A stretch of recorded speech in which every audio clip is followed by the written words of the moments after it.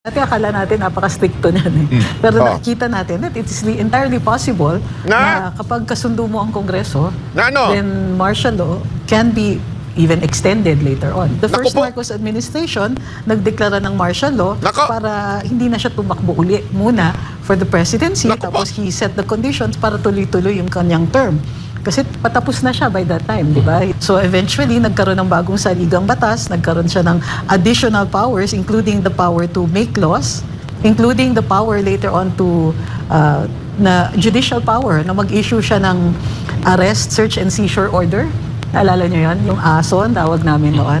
So pwede siyang, meron siyang judicial power, meron siyang power to make, tapos siya pa yung presidente. Ito ang ibinahagi ni former Press Secretary Attorney Trixie Angeles sa naging kaganapan noong martial law sa ilalim ng dating administrasyong Marcos Sr. At sa kasalukuyang nangyayari ngayon sa politika, gaya ng tangkang pagbabago ng konstitusyon sa pamamagitan ng People's Initiative, may uugnay ito sa martial law na layong palawigin di umano ng kasalukuyang administrasyon ng termino nito. Ani Trixie, kinakailangan ng malaking pondo para baguhin ang konstitusyon, gaya na lang ng PI na maagang nasupalpal dahil sa umano'y manumalyang pangangalap ng pirma sa taong bayan para sa charter change. Masyadong malaki yung binuhos nilang pera para baguhin ang saligang batas para malimita dito. Besides, alam natin na kahit paano papasok at papasok yan either through a constitutional convention or through a constituent assembly. So if you put all of that together, imposible na na walang term extension, imposible na walang charter change. And we already see and hear na yun na po ang pinag-uusapan kahit sa Kamara among themselves. Yun na daw ang pinag-uusapan among themselves. Ito, term extension. Grabing kakapal na mukha. Ang kakapal na mukha nitong mga kongresista natin, akala talaga nila this time walang papalag. Porket kontrolado nila ng pera ang bawat isa sa kanila. Siguro naisip nila, pera lang ang katapat ng mga kongresista. Naniniwala lang, nahubo kayo na ang katapat po ng ating mga mambabatas ay pera-pera lang? Ipatupad ang term extension ng administrasyon ay mapapabilang din anya dito ang lahat ng opisyal ng gobyerno kahit papatapos na ang panunungkulan ng isang kawari ng pamahalaan. Para sa Diyos at Pilipinas kumahal, Franco Baranda. Alam nyo, paano ho ba may papatupad itong martial law? Alam nyo, ang pwedeng kumontra ho kay Marcos just in case i-declare niya yung martial law. Walang iba kung hindi ang mga mambabatas. Tanungin ko kayo, sa tingin nyo, eto sa tingin nyo lang naman sa tingin nyo ba kung sakasakali magdeklara ng martial law etong ating presidente, sa tingin nyo merong mambabatas na kokontra sa kanya? Hindi, ako nagtatanong lang Sa tingin nyo itong mga amuyong na to na nakapaligid kay Marcos, sa tingin niyo tatanggi ho sila? Nandaan ninyo, pagka yan po ay nag-declare na martial law, pwede na hong baguhin yan. Lahat ng batas na gusto niya nang ipatupad, wala na ho. Wala na. Ibig sabihin, kayang-kaya nang manipulahin lahat. Lahat ng bagay, kaya nga martial law Wala na ho tayong say. Kung ano sabihin nila sa gobyerno, yun na yun. So, in other words, tatagal po ng gaano katagal yan. Aabot na siguro yan, siguro by that time. Halimbawa lang 6 na taon, si 2028. Tapos bago martial law. Tuloy-tuloy na another 6 years 'yun. Siguro by that time, yung perang pinapakalat ng ni Tambaluslos, gaganda na imahe niya noon by that time. Mantakin mo 12 years ka nang namamahagi ng limpak-limpak na salapi. Hindi lamang po sa mga vlogger, di umano pero may umamin na. Pero di umano naman na siya ay nagbayad. Hindi pa naman tayo sigurado kung siya 'yun. Pero sino pa ba? Hindi lang tayo sigurado. So in 12 years, by that time siguro sa dami ng vlogger na humahalik sa kanilang puwet, sigurado maganda na imahe niyan, di ba? After nun, pwede na siyang tumakbong presidente. Malamang sa malamang, dahil napaganda niya, nabili niya na lahat ng network, lahat ng media, except ang SMNI, sure na yan. Maganda na imahe niya by that time. By that time, pagtakbo niyang presidente, 6 na taon. That's another, bali total of 18 years from 22. Di ba? 666. Naku, demonyo na yun. Sakto-sakto, pandemonyo yung in 3 term na 6 years. So, that's 6, 12, 18 years. After nun, pwede na siguro tumakbo si Sandro Marcos. So, another 6 years. Mantakin mo, that's 24 years under the leadership of this government. Kayo, kung masaya naman kayo ngayon, kayo ba, ito mamamayang Pilipino, kayo ho ang tatanungin ko, kayong mamamayang Pilipino ang tatanungin ko. Masaya po ba kayo ngayon? Kung masaya po kayo ngayon, masaya kayo sa laglag bala, masaya kayo sa surot, masaya kayo sa taas ng presyo ng bilihin, sa mahal na bugas, kung masaya kayo sa daga, kung masaya kayo sa kaliwat ka ng riding in tandem, kung masaya kayo, Eh tuloy-tuloy natin to for another how many years? 24, di ba? Gawin na natin 24 years na ganito.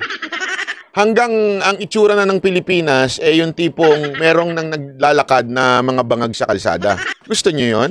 Yung tipong yung mga mayayaman, sobrang yayaman na at untouchable na sila at tayo mga nasa middle class nasa mahirap na. Gusto nyo? Kayo kung bahala.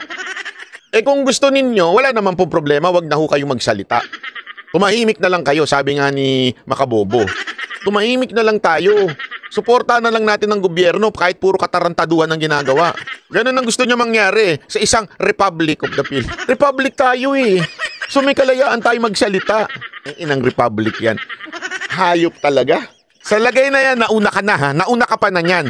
Paano kung hindi ka pa nauna? Mantakin mo yun? Nauna ka na yan ha. Sa pool sa video, ang aktwal na pag-aresto kay dating Congressman Arnie Teves. Nadakip siya ng Interpol sa bansang Timor-Leste matapos ang halos isang taong pagtatago. Nasa frontline ng balitang yan, si Jenny Dong. Naglalaro pa ng golf si dating Negros Oriental Congressman Arnulfo Teves Jr. nang palibutan siya ng mga tauhan ng National Central Bureau ng Interpol sa Dili, Timor-Leste alas 4 ng hapon kahapon. Sa driving range na ito, madalas daw magpalipas ng oras ang dating mambabatas. Kaya dito siya tiniktikan hanggang mahuli. Inaresto si Teves sa bisa ng red notice ng Interpol dahil sa nakabinding warrant of arrest laban sa kanya dito sa Pilipinas, bunsod ng patong-patong na kasong murder, frustrated murder at attempted murder.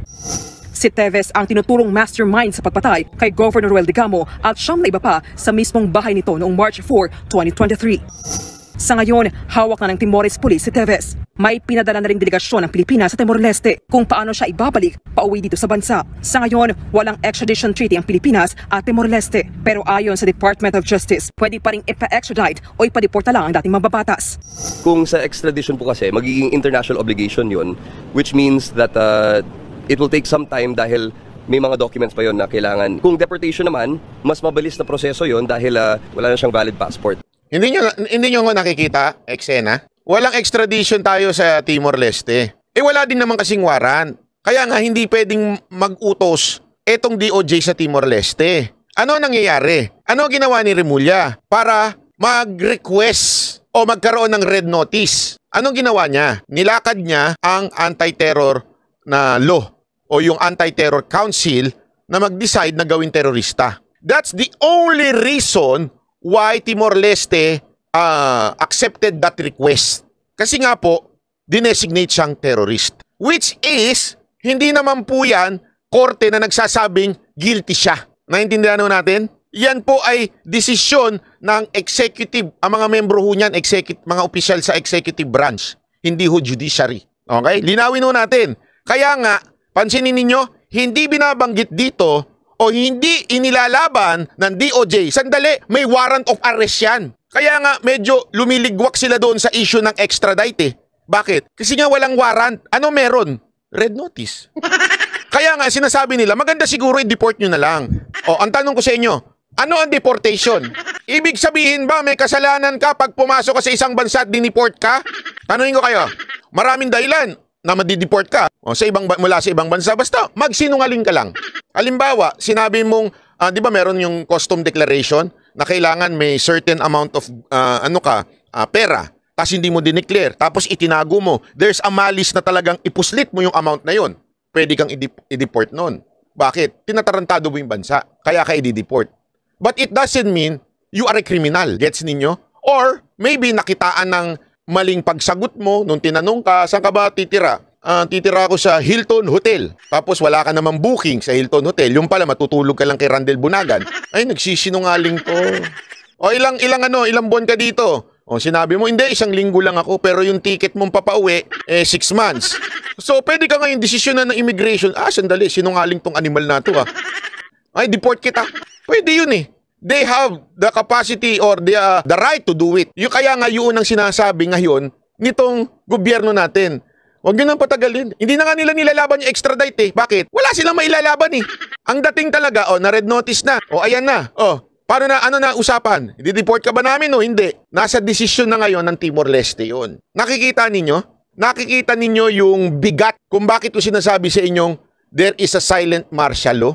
Ang linaw ho nun.